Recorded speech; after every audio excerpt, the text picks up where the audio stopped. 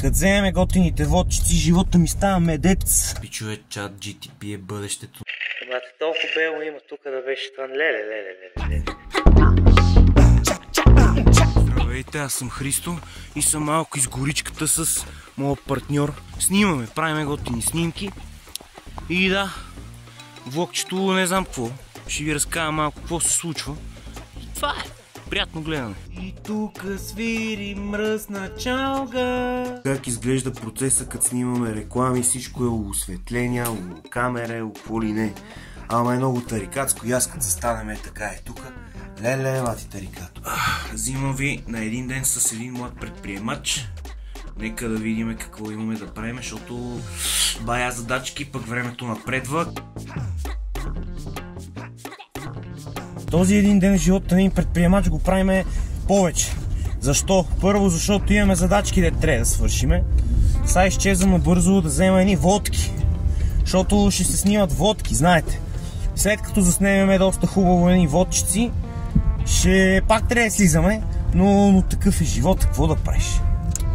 Като вземем готините водчици, живота ми става медец.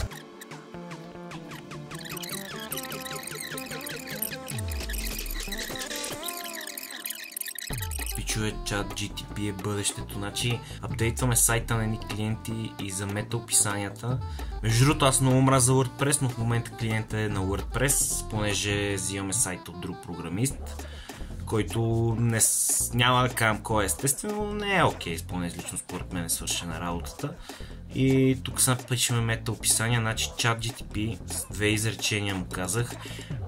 Да, със сигурност това, което ви пише, не става да се публикува, но ви дава много добър старт за всичко и от този старт вие просто поправяте каквото трябва да се поправи, за да изглежда правилно.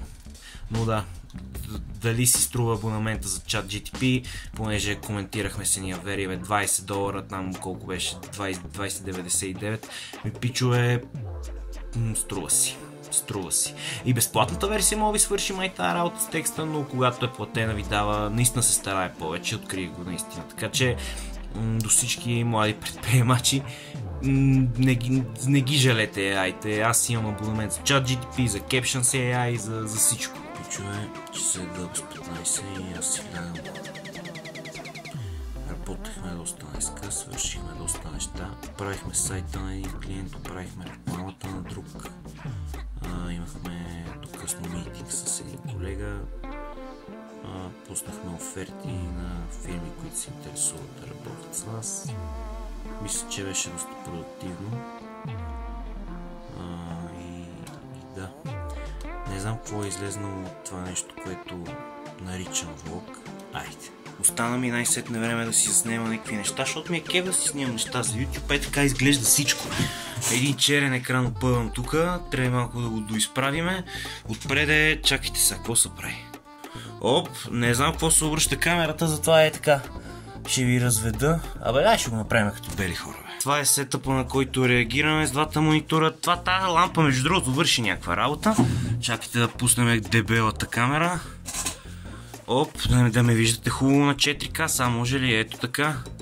Да, кадър още не е готов. Тук има лампа, която да осветя черния екран. С сак съм подпрял големия микрофон. Между другото, това за първ път го правят. Този микрофон е половин метър. Той на камерата не мога да ви го покажа целият. Този микрофон е за украса. Не се ползва. Тук още едно осветление и сега ще нагласяме. И като си, да, слушаме много яка песен. Да. И да, ще ви взема с мен на няколко места. И надявам се неделя да почнем това клип да се качи, защото не се издържа. Тук всичко трябва да бърна, защото е работен чат. Псувам! Защо съм с шапка и защо съм в малювица? Това е интересният въпрос. Живота на млад предприемач продължава. Имаме много важен клиент, а именно комплект с малювица, ски. И ще им снимаме една много готина реклама и след това ще продължим да им снимаме много готини реклами и след това ще им направим TikTok профили, ще поддържаме и като цяло ще се пръснем от работа. И това са хубави работи, пичове. Дързайте и правете каквото ви е кеф с този живот. Па ето, че нещата се случват на пук. Обичам си професията. Уникат. и като цяло се стараем да стане най-добрата възможна реклама, която мога да заснемем. Крайният резултат на рекламата няма да го показвам, но може да отидете в канала на Мальовица, някъде ще ви изпише и ще си я гледате, да видите колко добре се справяме. Друго си е с екранчето 7-инчовото, виждам всичко като бел ден по пистата. Мате, толкова бело има тук да беше това. Леле. Пишове, тук си карам аз пасата. И какво да си мисля? Пуснахме преди, може би, сега в момента е 4. Сега в момента е 4:30, 16:30. Пуснах аз в 10 часа сутринта обява за работа. Искам да наемам нов видеомонтажист.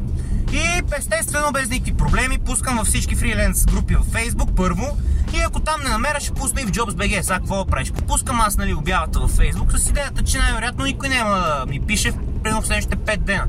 Значи телефона ми гръмна 28 човека за първия 1 час. Отделно още 50. Отделно много хора са писали на този пост. Казвам, смятам ви ги сумарно общо, понеже аз пуснах в няколко фриленс групи, като ги сметна другото момче общо, те са си толкова 58 май, или може и да са повече, никаква представа, но 58 ми е казал последно, сигурно в момента, докато записвам се, някой друг ще се прелаже, какво се вика. Значи, пичове, 1 часа ще снимам видео, трябва да записвам, но трябва да проведем и 2 интервюта. Понеже пуснахме един много як пост в Facebook, че търсиме видеомонтажисти. И да, търсиме. След тези 2 интервюта ще разберем дали сме и намерили видеомонтажисти. Но вие не се отчаивайте, защото ние ще търсим с времето още неща, защото искаме много да се развиваме. И който има интерес, може да го имаме в предвид, да остави в коментарите. Тук мога да видите колко ми е интересен записът. Това тук е с тази камера. Ще записвам днес канала. Реших, че няма да съм 4K този път. Ще снимам на HD. С това мониторче тук ето го, това мониторче е новото нещо, което купих, защото е много по-удобно. Освен него, взех го за първо време, понеже чакам да излезе новата Ninja. И да се пръсна. Чакам, най-вероятно ще взема друг монитор, примерно Ninja-та, но за него по-скоро ще изчакам малко. Искам да видя как е workflow, защото това е първия екстернал монитор, с който съм работил някога и искам да видя дали изобщо си струва като инвестиция, дали пък толкова добре съм свикнал на тия 3-инчови мониторчета от камерите, което ме съмнява естествено. Трябва да се погледне, трябва да се видят всички неща. Опа, сега влог на предприемача, виждате ме тук от други ъгли, защото в момента ще се проведат след малко интервютата, понеже, както казах, търсим видеомонтажист и реших така и така ще заснема нов клип, да си нареда сетъпа, да добавя това и да проведем едни интересни интервюта с интересни хора. Надяваме се естествено да имат резултат. Слагам официално край на този wannabe предприемач влог. Момчето официално беше наето. Сега в Discord ще му направя ролите като видеомонтажист, за да можем официално с него, тук са всички, официално с него да започнем работа. И да, това е всичко общо взето. Благодаря на всички, че останахте да гледате.